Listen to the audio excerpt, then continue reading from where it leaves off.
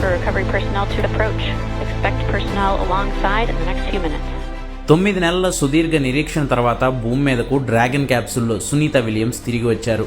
Crew 9 టీంలోని మరో 3 ఆస్ట్రోనాట్లతో కలిసి భూమిపైకి తిరుగు ప్రయాణం ప్రారంభించిన సునీత విలియమ్స్ సుమారు 17 గంటల ప్రయాణం తర్వాత ఫ్లోరిడా సముద్ర తీరం పైన పారాచూట్ల సాయంతో సేఫ్ ల్యాండ్ అయ్యారు. వీరు ప్రయాణిస్తున్న డ్రాగన్ క్యాప్సూల్కున్న పారాచూట్లు తెరుచుకోగానే నాసా, స్పేస్ ఎక్స్ సంస్థల సైంటిస్టులు సంబరాలు చేసుకున్నారు. పారాషూట్లు సక్రమంగా తెరుచుకోవడంతో క్యాప్సూల్ ఫ్లోరిడా సముద్ర తీరంలో సేఫ్గా ల్యాండ్ అయింది. క్యాప్సూల్ ల్యాండ్ అయిన వెంటనే క్యాప్సూల్ దగ్గరికి American navy, coast guard, marine బోట్లు దూసుకువచ్చాయి. ముందుగానే క్యాప్సూల్ పడే ప్రాంతాన్ని అంచనా వేసిన యుఎస్ ఎయిర్ ఫోర్స్ హెలికాప్టర్లు ఆ ప్రాంతానికి చేరుకుని ఏరియల్ సర్వే ద్వారా విజువల్స్ తీయడంతో పాటు పరిస్థితిని ఎప్పటికప్పుడు సమీక్షించాయి. The Dragon capsule docked at station. It looked very different. The panel that protects and covers the main parachutes, that was still intact, as well as the panels that enclose where the drogue parachutes are located. We can see those fast Freedom. boats. SpaceX is go for recovery personnel to approach. Expect personnel alongside in the next few minutes. Freedom copies. We can see those fast boats. We weren't kidding when we said they were fast. While it does take about 30 minutes for the main recovery vessel to make its way over to the capsule, these fast boats will be doing a couple of things simultaneously. A couple of them are going to be working to retrieve the parachutes that you see in the background there of this drone shot. Those parachutes will be retrieved from the ocean surface. We want to make sure we are able to pull those out. The recovery vessel there closest to the spacecraft is going to be performing some safety checks. We can see there they're using an instrument that is basically working to detect if there are any hypergolic vapors or fumes that are still residing in and or around the Draco thruster nozzles or outlets. The hypergolic fuel, which is necessary for on-orbit burns to maneuver the spacecraft. Unfortunately, those hypergolics are unable to be breathed. They are toxic, and so this team here is doing those initial safety checks to make sure that it is safe for the rest of the recovery team to approach the spacecraft.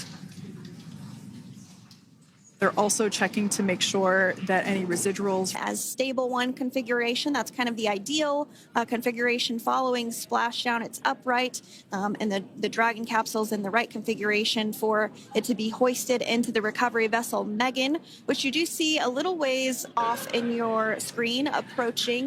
Dragon will continue to remain live on air with you through that recovery process all the way through the point where the crew is extracted from the Dragon spacecraft.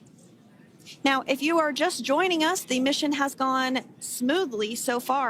Dragon successfully splashed down off the coast of Tallahassee, Florida at 2:57 p.m. Pacific, 5:57 p.m. Eastern Time this afternoon.